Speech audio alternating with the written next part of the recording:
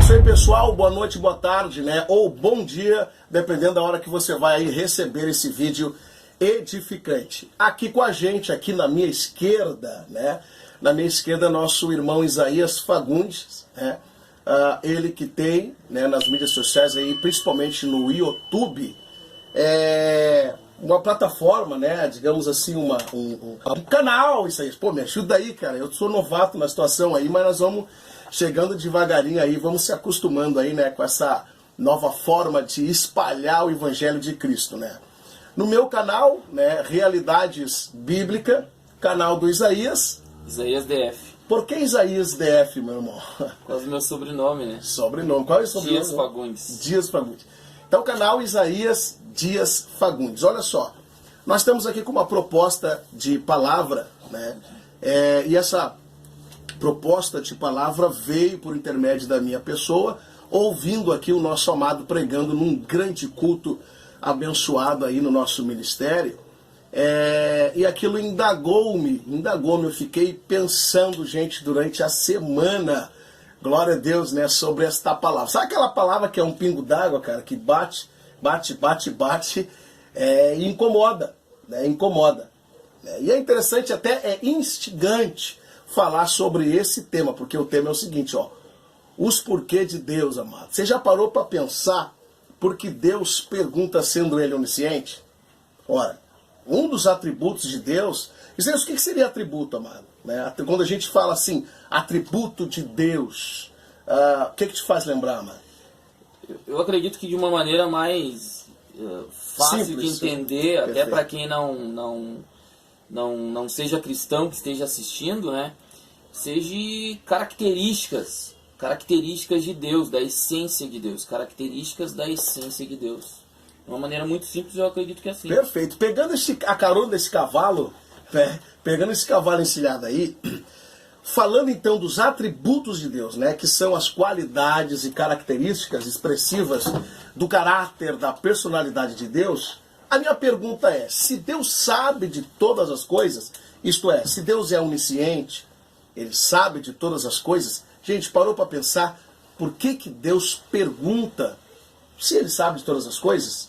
É por isso que está comigo aqui, ó, para responder. Eu fora, mano, ó, eu só vou indagar aqui o da esquerda, aqui o nosso irmão Isaías Fagundes, né? Então, vamos lá. Olha, Isaías, eu já tenho a revelação, porque eu já ouvi, né, essa palavra aí que o Espírito Santo tem te direcionado lá na igreja, e eu sei que eu fui edificado, e eu sei que aqueles que nos ouvem também vão ser edificados. A minha pergunta para nós dar esse start aí na nossa conversa é o seguinte: por que Deus pergunta, irmão Isaías, sendo Ele onisciente, sabendo de todas as coisas, né? Será que Deus quer aprender, irmão Isaías? Está contigo essa batata, mano. Não, eu estudando a palavra de Deus, eu consegui identificar que há muitas interrogações de Deus na palavra. Uhum. Deus, Ele chega diante de homens e lança perguntas a eles. E a gente sabendo que a própria Bíblia fala acerca de Deus, de que Deus ele é onisciente, que Ele sabe todas as coisas, que Ele é onipotente, que Ele tem todo o poder, e todas as características de Deus, a gente fica assim, por que Deus perguntou? Mas analisando os textos bíblicos que Deus questiona, a gente vai ver que através da pergunta, através da interrogação, Deus quer revelar, Deus quer fazer com que as pessoas que forem interrogadas por Ele, reflitam sobre quem é Deus, o que Ele pode e o que Ele faz. Verdade. Então, é só nós analisarmos alguns textos. Eu acho que depois ali o irmão Elton vai direcionando aqui, a gente vai citando alguns textos, mas sempre que Deus lança uma interrogação, Ele faz com que as pessoas reflitam sobre a essência de quem Ele é e do que Ele faz. E parece que isso é muito parecido até com o que a filosofia muitas das vezes fala acerca de que através das perguntas se alcança a sabedoria. Através das interrogações se alcança a sabedoria. Só que o filósofo, ele lança a pergunta e aprende com a pergunta. Verdade. Deus não aprende com a pergunta que ele lança. O homem que é questionado por Deus aprende com as interrogações de Deus. Perfeito. Bem explicado, né? Então, quer dizer que Deus não pergunta porque ele quer saber. Deus pergunta, né, buscando que o homem tenha consciência, né, porque é o homem que deve saber. É o homem que deve interpretar a grandeza de Deus. Olha aí. Acerca no seu entendimento, no alcance do seu entendimento, é o homem que tem que entender a grandeza de Deus. Isaías, olha só, mais que perfeitíssimo. Agora, eu queria um exemplo bíblico, claro, né, uma expressão bíblica, porque, por exemplo, o filósofo, você disse que ele pergunta, e na pergunta, né, ele usa a intelectualidade para desenvolver a pergunta que ele mesmo ou a sociedade, né, pergunta, né? Ou eles não têm resposta, vão à procura dessa resposta. Mas ele quer aprender. Né? Agora, você, olhando para a Bíblia Sagrada, você tem um capítulo aí, um versículo para que identifique Deus perguntando alguma coisa e ao mesmo tempo ele fazendo com que o homem reflita nessa pergunta, irmãos e famílias. Por gentileza do Senhor, senão vão achar que a gente está aqui de papapá e ninguém está aqui de papapá. É Bíblia Sagrada, mano. Vamos lá. Vamos ver aqui. Realidades bíblicas, e não se esquece, amados. Ó, eu aqui, ó, Realidades Bíblicas, e ali na minha esquerda, ali, Isaías DF. Pode colocar lá que você vai encontrar o material. Eu ainda não postei algumas coisas, mas futuramente aí nós vamos encher aí, glória a Deus, esse canal aí, né, de bênção de Deus. E antes de entrar aqui, à vontade, você que estiver no meu canal e está vendo essa postagem, o irmão Elton nos autorizou aí a postar, então talvez esteja um pouquinho antes de estar no canal dele, mas você já tem acesso, inclusive, para depois adentrar no canal do irmão Elton, então. Perfeito. Então Isaías vai apresentar agora, né, um capítulo aí, um versículo que seja, né, que nós podemos identificar essa questão de o porquê que Deus pergunta, sendo ele onisciente. Irmão Isaías colocou aqui na condição introdutória de que Deus, ele pergunta sabendo, glória a Deus, para que o homem, a consciência do homem venha a ser desenvolvida, não é, irmão Isaías? Mas tu falou algo mais profundo, que antes de entrar aí eu queria que o senhor introduzisse, para ficar bem gravada aí essa questão. Né? O que acontece? Deus, ele lança as interrogações ao homem para que o homem alcance o entendimento da grandeza de Deus. É isso. Porque o homem, sem algumas, vamos assim usar essa expressão, interferências de Deus, ele não consegue entender a grandeza de Deus, ele não consegue reconhecer o poderio de Deus, a capacidade de Deus, que é inigualável, é inalcançável. Então, quando Deus ele lança a pergunta, é para que o homem reflita. Para que o homem reflita e aprenda quem é Deus e, inclusive, a quem o homem pode recorrer. Perfeito. Onde está a esperança do homem, né? Onde está a solução para aquela situação que Deus o questiona. Então, eu posso ler aqui já, irmão? Vai lá, lasca fogo. No Gênesis, capítulo de número 4, versículo de número... No versículo de número 6, há toda uma narração ali de Deus falando com Caim.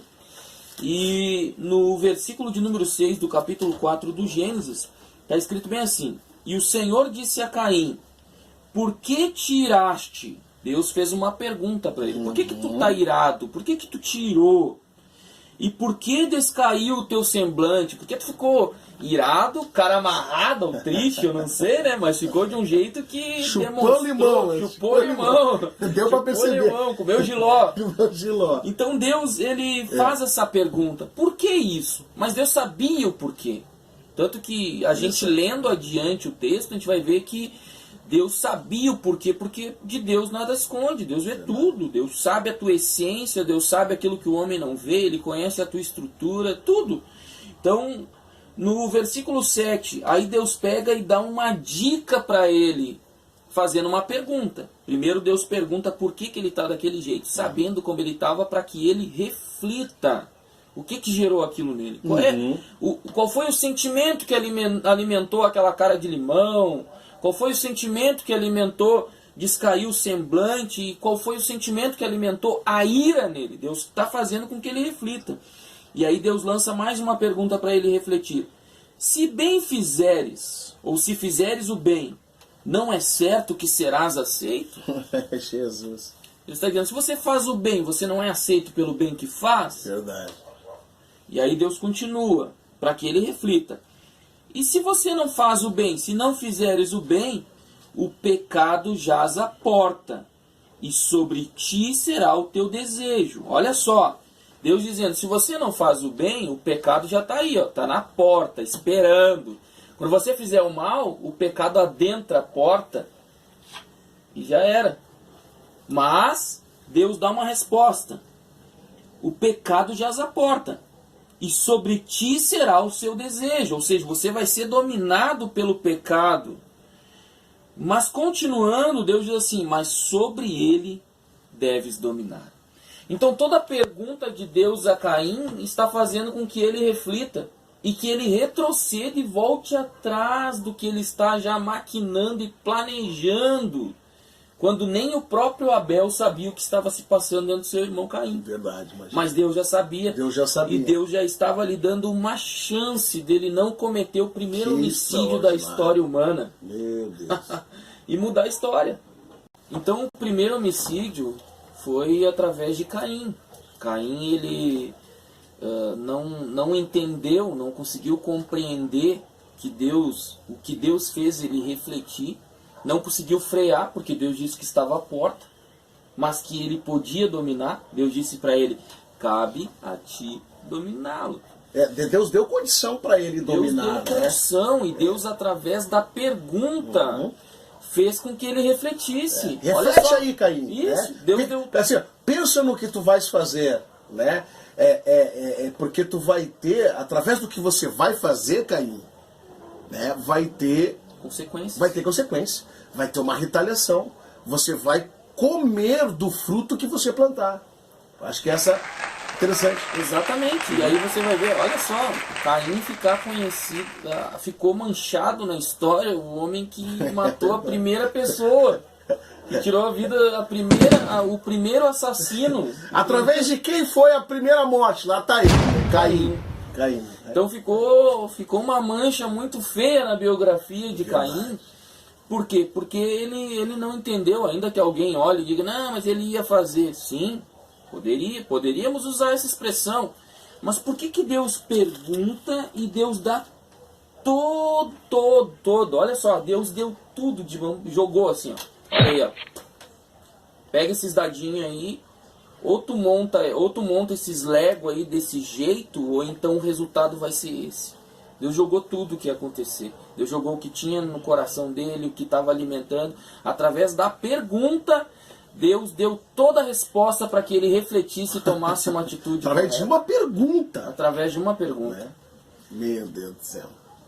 Eu posso perguntar aqui pro nosso querido internauta, né, aquele que está acessando o vídeo, né, para ele refletir um pouco, né, porque essa mensagem, quando foi pregada na igreja, e agora a gente transformou ela aqui num estudo praticamente, veja bem, nós temos que refletir nas perguntas que a Bíblia nos faz.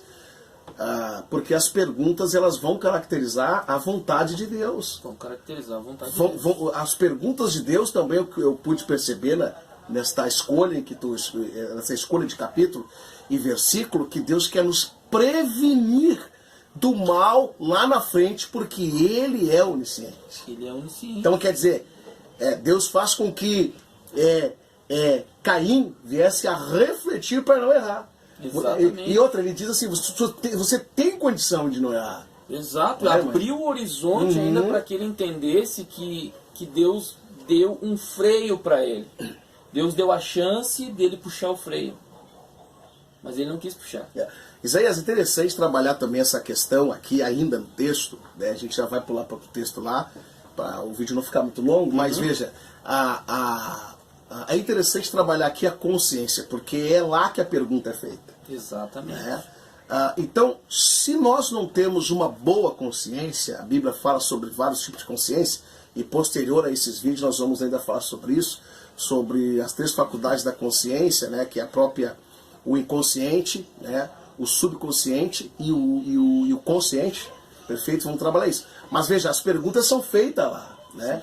Então, se o homem tiver uma característica de uma boa consciência, ele vai não só refletir, como ele vai ter resposta da sua consciência, a própria consciência condenando a ação que ele vai cometer. E através dessa condenação da ação, obter escolhas corretas. Escolhas corretas. E aí vai uma coisa que, ó, não sei se eu já vou gerar um problema pra ti, nem bem começou o canal, já tomar pau aí dos calvinistas.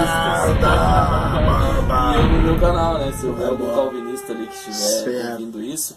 Só aqui eu já vejo o livre-arbítrio. Certíssimo. Deus dizendo para ele, olha, o pecado já aporta, mas cabe a ti dominá-lo. Deus não está dizendo, não, tu vai pecar e não tem, tu vai ter que pecar de qualquer jeito. Não, Deus está dizendo, olha, tá à porta.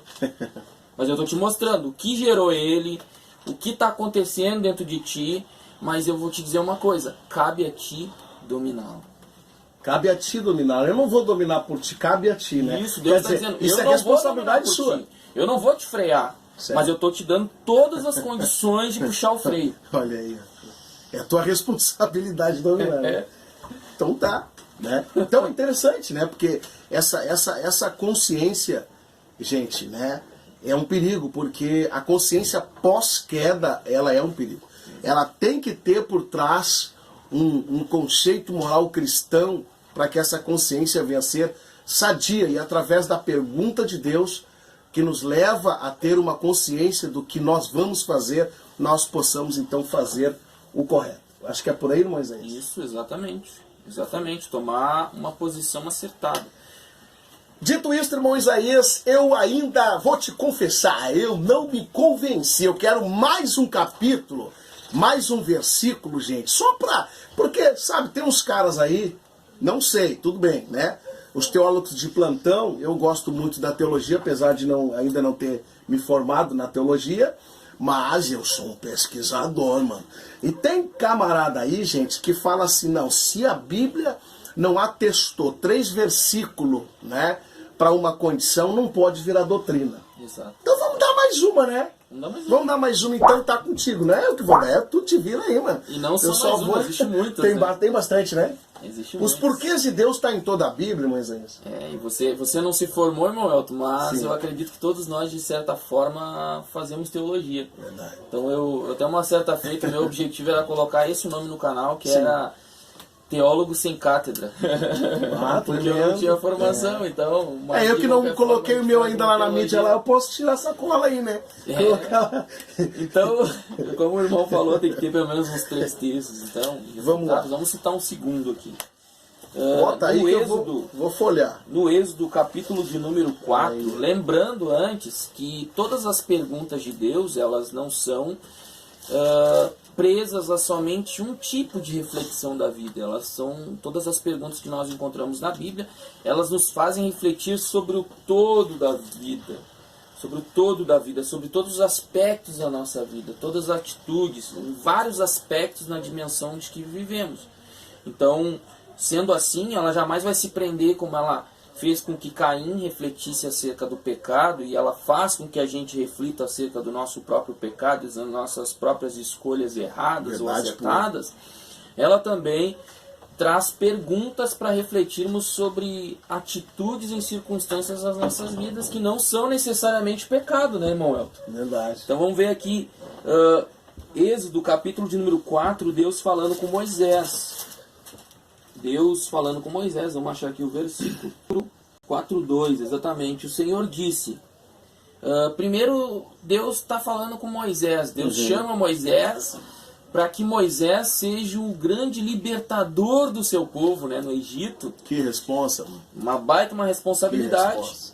E Moisés, ele está desacreditado. Como que eu vou fazer isso? Se eu fugir do Egito com medo de morrer, e Deus pega e diz, não, tu vai voltar para lá e vai libertar o meu povo depois de 40 anos. É complicado. Eu tenho que ter algo a mais nessa missão. Exato. Né? Aí ele olha no versículo 2, primeiro ele está questionando. Olha só, no versículo 1, vamos lá. Então respondeu Moisés e disse, mas eis que não me crerão, nem ouvirão a minha voz, porque dirão, o Senhor não te apareceu. Eles não vão acreditar em mim, Senhor. Como assim que eu vou lá libertar o meu povo? Aí Deus olha e diz para ele assim, que é isso? No versículo 2 do capítulo 4 de Êxodo. Tá lá. Que é isso? na tua mão? E ele disse, uma vara. Quando ele responde, olha só, Deus pergunta, tá, mas o que tu tem na tua mão, Moisés? Aí Moisés olha, uma vara, Senhor, é só uma vara. O que tem de mais aqui? Qual era o propósito de Deus? Só nessa pergunta Deus está dizendo, olha só, tu tens só uma vara. Mas só uma vara na minha mão? Nossa. É coisa grande, olha só. No versículo 3, e ele disse, olha só, Deus disse para ele, lança na terra. E aí Moisés lançou. E a lançou na terra e tornou-se em cobra, numa serpente. E Moisés fugia dela. Olha só, é só uma vara que eu tenho. Mas quando Deus disse, olha, joga ela aí. Ele jogou e ele fugiu da vara, porque a vara se tornou uma serpente. E aí Deus olha e diz assim, então disse o Senhor a Moisés, estende a tua mão e pega-lhe pela cauda. E estendeu sua mão e pegou-lhe pela cauda e tornou-se em vara na sua mão. Deus estava dizendo, olha só, eu através de ti, primeiro, o que tu tem na tua mão? Não tem nada, Senhor, eu tenho só uma vara. Mas só uma vara na tua mão, diante da minha vontade, faz coisas grandes. Deus já está dizendo para Moisés, olha, tu não tem condição, Moisés. Mas comigo, tu na minha mão é como essa vara. A vara é uma varinha.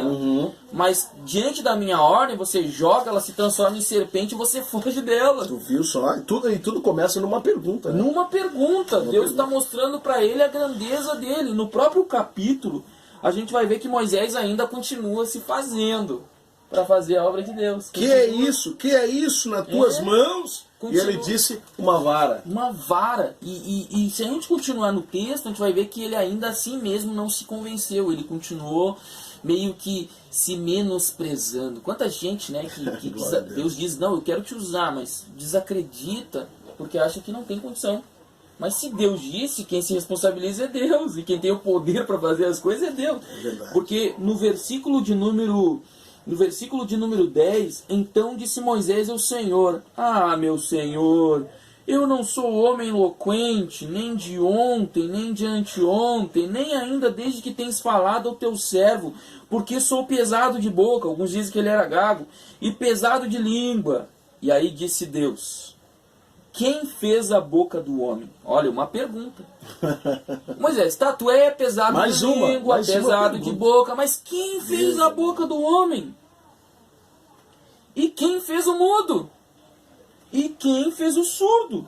Ou o que é cego, ou o que vê? Não sou eu o Senhor? E aí Deus diz, vai, pois agora, e eu serei com a tua boca e te ensinarei o que has de falar. Mas antes, Deus faz as perguntas para mostrar para Moisés, olha Moisés, se tu depender de ti mesmo, da tua própria eloquência, da tua própria capacidade, do que tu tem na mão, é uma vara, é uma varinha somente, amendoeira, tu não vai fazer nada. Mas o que tu tem na minha mão é grandes coisas. Porque sou eu que sou grande. Deus está dizendo, sou eu que sou grande. É eu que tenho que ser grande na tua vida. Eu me lembrei da passagem de Jesus no deserto, ele vai com o povo e tal. Ele faz uma pergunta ali, né? Houve fome entre o povo já estava ali durante dias com Jesus no deserto, né? E alguém pergunta, o povo tem fome e tal, gera toda aquela situação ali, que com certeza os nossos espectadores sabem disso. E um homem, né, entre os discípulos, eles perguntam, Senhor, olha, o que nós vamos fazer? Né? O que nós vamos fazer? É muita gente com fome. Né? Aí Jesus diz, dá-lhe voz de comer. Né? A responsabilidade é de vocês, não cabe a nós lançar o povo de mãos vazias, né? De barriga vazia. Não, você é responsável. Não, mas nós não temos nada, nós não temos dinheiro. Nem 200 dinheiro seria o suficiente para alimentar todo esse povo. Né? E aí Jesus ele faz uma pergunta, né, que é extraordinária, que nós encontramos nos textos sinóticos, né, nos evangelhos. João capítulo 6. Tá na mão, hein? João capítulo 6. Lembrando, irmão. Qual é a pergunta que ele faz? Não querendo te corrigir. Vai embora, irmão. Mas, na verdade, quem começa com a pergunta o lugar é o próprio para corrigir Jesus. É agora, é aqui. No capítulo 6, quem começa com a pergunta é o próprio Jesus. Perfeito. Jesus já queria instigar a fé deles para ver O que eles iam fazer? Sim. Jesus já queria gerar um rebuliço Certo. ali.